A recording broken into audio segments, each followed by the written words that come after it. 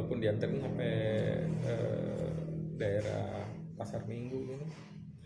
Alhamdulillah ternyata baik juga, dan dari situ gue dapet karakter bahwa memang keyakinannya itu dia hampir bisa dibilang semi ateis atau agnostik ya.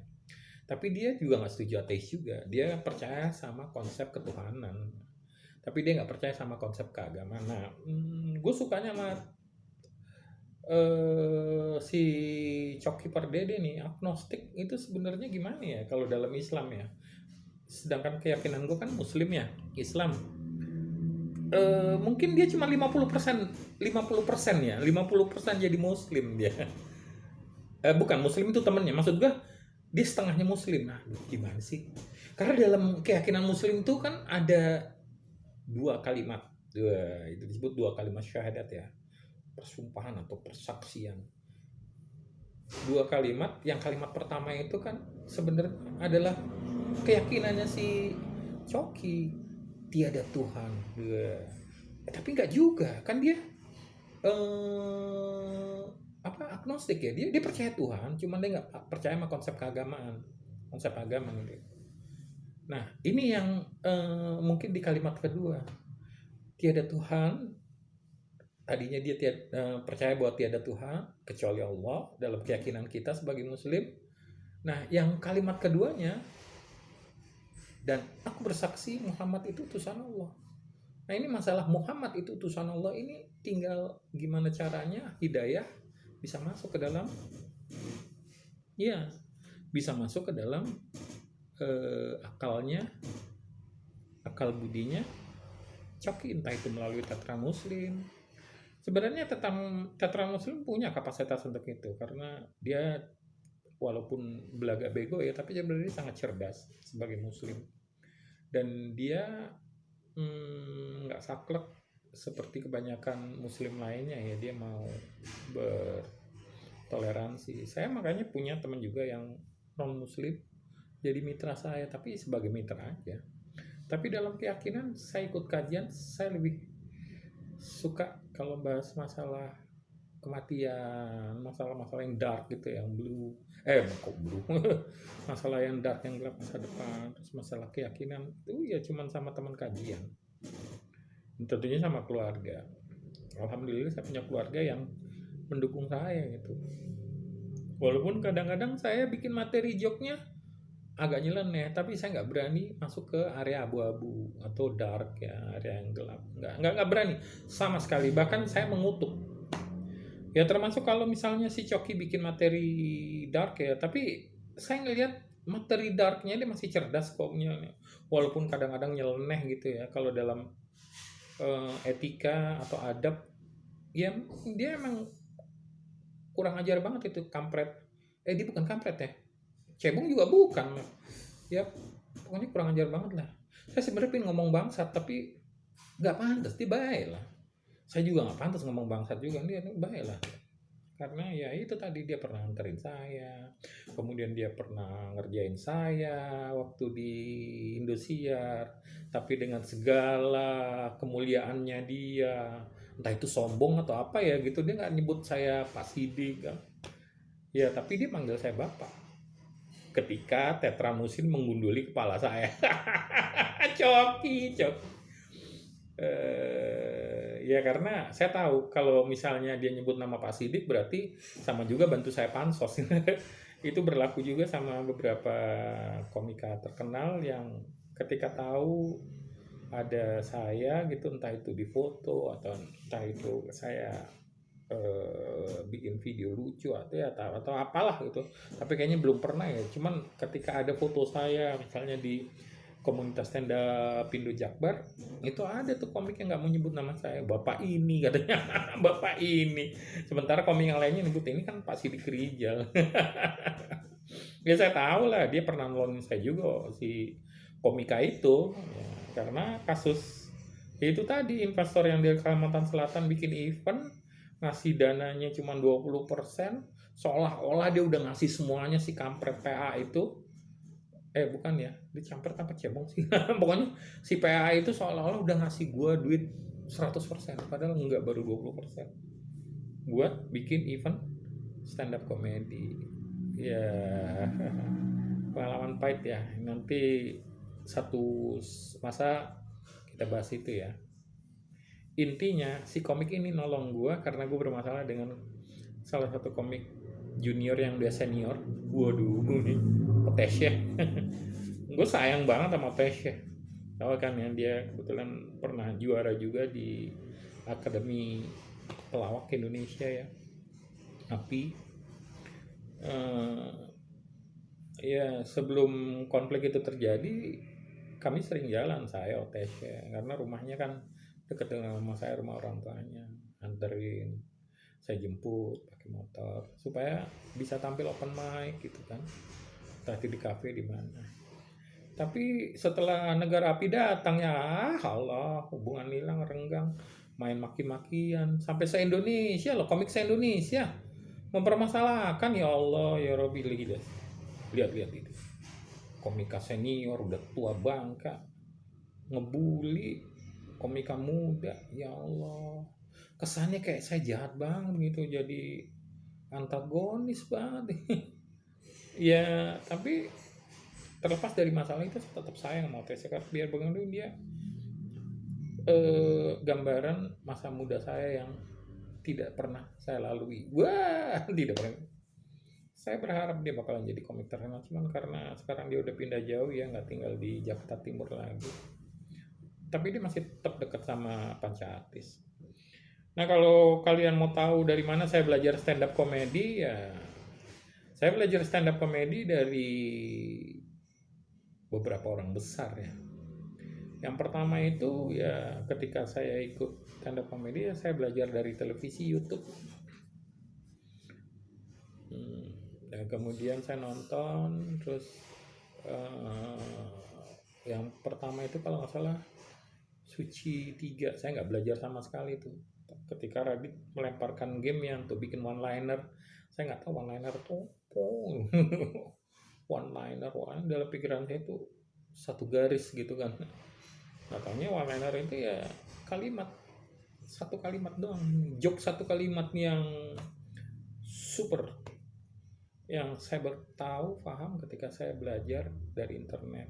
Dan kemudian saya beberapa kali open mic di beberapa tempat di Jakarta Barat, ketemulah dengan beberapa komika lainnya. Salah satunya adalah Papa Zidan. Dari Papa Zidan itulah saya kenal Pancatis, dan dari Papa Zidan itu pula saya diperkenalkan dengan legenda stand up comedy Indonesia. Legenda, tapi belum dosa kayak ngomong ini gitu ya, legenda hidup nah gitu lebih tepatnya ya. Sebelum saya kenal dengan beliau nih, legenda hidup Ramon Papana, saya kenal dulu dengan beberapa komik lainnya, terutama yang waktu itu saya kan setelah dari stand up Jakbar, stand up ini saya open mic di lebih sering di Bekasi. Ya itulah saya kenal dengan Bintang BT. Salah satu pelajaran yang saya dapat dari dia adalah saya nggak suka dipanggil Ustadz, saya sukanya dipanggil Ustazah. Gara-gara dia citra pamor saya anjlok. Terus saya dihujat sama beberapa temen yang bilang ya melecehkan muslim. Saya bukan melecehkan muslim, saya melecehkan Coki Pardede. Aduh, masa saya bilang saya nggak suka dipanggil apa ya? Matiin komputer dulu lah ya, biar ini kerjaan udah selesai semua alhamdulillah. Sebentar. Jangan nggak jadi deh. Iya, upload. Kemudian saya kenal dengan beberapa komika senior lainnya di Bekasi. Banyak. Jadi cara saya untuk berbaur dengan mereka ya, karena saya udah cukup umur ya, udah tua, mereka masih muda-muda ya, saya tanpa sungkan malu sebenarnya sih merendahkan diri, sebenarnya itu minta foto selfie. Tapi kalau nggak kayak gitu saya susah diterima. Nanti daripada dibilang so asik kan, ya mendingan ya udahlah minta merendahkan diri, saya minta foto selfie. Jadi saya punya koleksi semua. Dan dari situ pula Tenda Pindo Bekasi, saya kenal Uus yang pertama kali. Dan ketika Uus naik panggung, saya ngasih isyarat supaya dia coba ngerosting saya. Dan si kampret Uus ini ngerosting saya masalah gigi. Ya Allah ya Rabbi. Dan saya terima lagi, ya Allah ya Rabbi. Sebenarnya kesel, tapi kalau ngelihat pribadinya Uus, ya dia menyenangkan juga kok. Saya nggak pernah benci sama komik manapun ya, cuman ya dia emang jago roasting kok. Dan kegesitannya dia menciptakan punchline juga. Kegesitan, kecepatan dia ya menciptakan punchline sesaat, tanpa dia harus belajar atau menulis dulu gitu, patut diacungi jempol ya, luar biasa. Jadi responnya dia itu ya mungkin karena jam terbang juga ya, karena juga penyiar kan ya, sama kayak Coki Pardede. Ketika saya kasih syarat sih silakan aja roasting saya nih. Ya udah. Itu waktu dia belum terkenal lama, tapi udah setelah Suci 5 ya, sudah masuk TV. Ya, setelah dia ejakulasi dini keluar di awal waktu, ya ampun. Aduh, sholat di awal waktu bagus. Open close mic di awal waktu. Maksudnya sholat sunnah ya. aduh aduh ceritanya gimana sih nih, ceritanya kok bisa saya belajar stand up comedy padahal saya ngerti dan ngaji, ikut kajian agama ya, bahwa ngelawak itu sebenarnya nggak boleh. Ya saya tahu ngelawak itu nggak boleh, tapi yang gimana dulu yang nggak boleh. Bahkan ada masuk kategori berbohong itu, berdusta itu ya itu. Barang siapa yang membuat orang lain tertawa dengan kata-kata dusta, dengan lucu-lucuan, padahal itu dusta. Itu sih dosanya gede banget emang. Tapi kan saya nggak berusaha untuk membuat orang lain ketawa dengan kata-kata bohong, dusta. Iya dong. Kalau ada materi saya tentang itu kan punchline-nya. Kalau setup kegelisahan saya, keresahan saya itu ya memang itu kejujuran faktanya. Cuman memang saya harus belajar lebih hati-hati dalam membuat punchline yang salah satunya adalah punchline yang hiperbola gitu ya, kemudian analogi. Hiperbolanya jangan orang bikin orang jadi kesel gitu, berlebih-lebihan lo alay kan. Hiperbola boleh aja. Kemudian analoginya itu nggak boleh yang membawa-bawa unsur-unsur agama. Jadi masuknya ke materi dark joke. Nggak kayak gitu. Kalau kayak gitu ya sama juga cari masalah. Tapi kalau mau viral sih bisa aja. Tapi gue bukan tipe karakter gitu ya. Gimana ya? Kalau gue mau viral bisa aja sih. Aneh loh. Dulu waktu gue bikin YouTube, ya, maki-maki, ngeledek, nyindir pemimpin gitu. Gila, brut 7.500. Brut yang suka sama yang nggak suka berbanding sekitar 70-30. Itu pun setelah linknya gue kopas ya, gue paste di Twitter karena Twitter masih hidup ya, sebelum diblokir. Tapi nggak lama, sekitar berapa minggu ya, 2 atau 3 minggu gitu, Twitter gue yang udah followernya lebih dari 7.000. Habis mulai lagi 200 dengan naik lagi, karena memang waktu itu gue sangat provokatif dan sungguh amat naif. Kenapa? Karena gue suka banget berdebat gitu melalui Twitter. Makanya itu ke bawah. Akhirnya ya diblokir karena ada kata-kata yang menurut lawan bicara gue emang sarkastik. Ya gue kalau nggak sarkastik nggak bakalan bisa menang debat.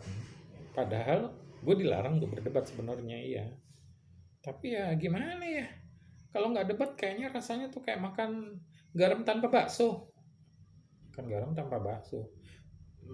Ya kira-kira gitulah. Rasanya itu mainan Twitter sama mainan Facebook sebenarnya sama ya, cuma bedanya kalau Facebook lebih terbuka gitu. Karena kalau di Twitter gue nggak pasang. Berapa kali sih gue pernah pasang foto, tapi akhirnya malah dibongkar sama lawan-lawan netizen yang memusuhi gue gitu ya, haters ya. Akhirnya nggak nyaman mainan Twitter itu. Padahal ngeklik apa aja bisa. Serius. Kan gue ngeklik ya, binatang-binatang apa yang bisa tahan napas 19 detik. Main teka-teki kayak gitu, terus langsung gue jawab sendiri kan, gajah. Lo kok gajah? Karena tak ada gading yang tak retak. Itu langsung tuh link-linknya itu yang berkaitan dengan gajah, gading. 19 detik keluar, ya ampun, malu banget. Parah banget. Maaf ya Mas Gading ya, saya nggak maksudnya menjadikan hal itu lelucon ya. Enggak, saya turut eh, apa respect sama Mas Gading. Saya juga ngalamin hal yang sama ya. Maksud saya juga pernah ditinggal mantan. Ya, itu aib sebenarnya. Tapi kapan-kapan kita bahas tentang aib. Kita buka aib bareng-bareng. Nah, ini yang sebenarnya dalam ajaran Islam dilarang, karena sesungguhnya aib seorang muslim, baik itu diri kita sendiri gitu, itu udah Allah tutup, kenapa dibongkar lagi. Nah, itu ini nasihat dari adik saya, adik gua. Ya tapi ya gimana ya, kan kalau gua nggak bisa berdamai dengan kekurangan gua, dengan masa lalu gua yang gelap, gue nggak bisa jadi stand up comedian, atau gue nggak bisa melepaskan unek-unek. Tapi ketika gue bisa memaafkan, ya bisa sih gue sembunyikan, dan itu jadi apa kemuliaan yang diberikan Tuhan, karena Allah menutupi aib gue gitu. Tapi ya itu karena bodohnya saya, kadang-kadang demi sesuap nasi dan satu beat joke katrok biar lucu gitu, gue mau buka aib gue sendiri, ya Allah. Padahal ada stand up komedian yang lain gitu, cara tekniknya menggunakan observasi yang membahas. Ya itu tadi, gue butuh kecerdasan untuk itu, butuh kebijakan juga ya. Ya gue nggak pernah ngaku bahwa diri gue cerdas banget, tapi paling nggak ya itu sebagai alat tawar lah, bargaining power gue. Jadi kalau misalnya di teman-teman komunitas saya, baik teman SMP, SMA, kuliah maupun teman kerja gitu ya, itu sebagai alat canda atau alat komunikasi yang efektif, sarkastik tapi dengan cara yang elegan. Kenapa gue bilang sarkastik tapi elegan? Kan orang cerdas itu kan cenderung lucu ya kan. Dan orang lucu itu cenderung cerdas ya, maksud gue gini, orang lucu itu cenderung harus cerdas. Kenapa? Karena dia bisa memanfaatkan momentum untuk dibelokkan jadi sesuatu yang mengejutkan dan jadi tawa. Nah, artinya orang yang lebih lucu itu pasti lebih cerdas daripada orang lain. Jadi kalau untuk membuktikan atau mengeledek orang lain gitu dengan cara yang halus, lembut, itu gue tinggal biasanya nih gue lakukan sama teman-teman gue tuh yang ngeselin gitu ya. Iya sih, lo keren, tapi lo nggak lebih lucu dari gua. Nah, itu sama juga kayak gue bilang, gua tuh lebih pinter dari lu, bro. Combro. Gitu, iya kan? Percaya nggak? Kalau kita bilang kita ini lebih lucu dari elu, itu artinya sama juga kita bilang lebih cerdas daripada elu. Nah, percaya nggak? Nah, buktinya gini aja deh. Masih ingat nggak dulu waktu kuliah SMA atau SMA gitu ya? Lu bawa temen cewek lu atau gebetan atau orang yang lu banggakan gitu, walaupun belum jadi pacar ya, baru masih gebetan gitu ya, terus dibawa ke komunitas yang ada tongkrongan teman-teman kita gitu. Gue nggak pernah sih bawa cewek, seumur hidup nggak pernah, kecuali dulu waktu kuliah. Itu pun waktu gue jadi asisten dosen ya, karena gue bisa berpengaruh bawa adik kelas ikut gue untuk jalan-jalan itu ke temen-temen nongkrong sebelum gue jalan pergi ke pasar baru gitu ya, untuk praktek bahasa Inggris. Gue jadi asisten bahasa Inggris, keren ya. Gue ngajak dia mau ke pasar baru, tapi gue nongkrong dulu sama teman-teman. Itu mendadak teman-teman gue semua itu langsung jadi pelawak semua, sok lucu semua. Artinya apa? Artinya mereka berusaha menarik perhatian si cewek ya, gitu, bahwa ingin membuktikan bahwa mereka itu lebih lucu daripada gue ya, gitu kan mainnya, iya nggak? Ya, lebih lucu daripada gue, artinya mereka merasa lebih pintar dong ya, sidik asisten dosen bahasa Inggris aja diikutin. Lihat dong mukanya caur. Waktu itu saya belum mompong ya. Waktu belum mompong justru saya lebih caur lagi, lebih jelek lagi. Pokoknya udah mereka pamer betapa lucunya mereka ngebully gitu. Dan anehnya gue tahu gitu. Ya langsung aja itu anak adik kelas yang cantik-cantik. Cantik-cantik. Yang adik kelas yang jadi kabur. Nah itulah masalahnya. Kalau punya temen yang belaga lucu. Aduh, artinya mereka open war gitu, open fight gitu. Perang terbuka bahwa mereka ngaku gue lebih lucu dari lu, berarti artinya gue lebih pintar dari lu gitu. Nah gitu. Jadi kalau menyindir orang, mau ngeledek orang, jangan dibilang dia goblok. Saya dulu sering pakai kata-kata sarkastik ya, sarkasem gitu. Goblok lu.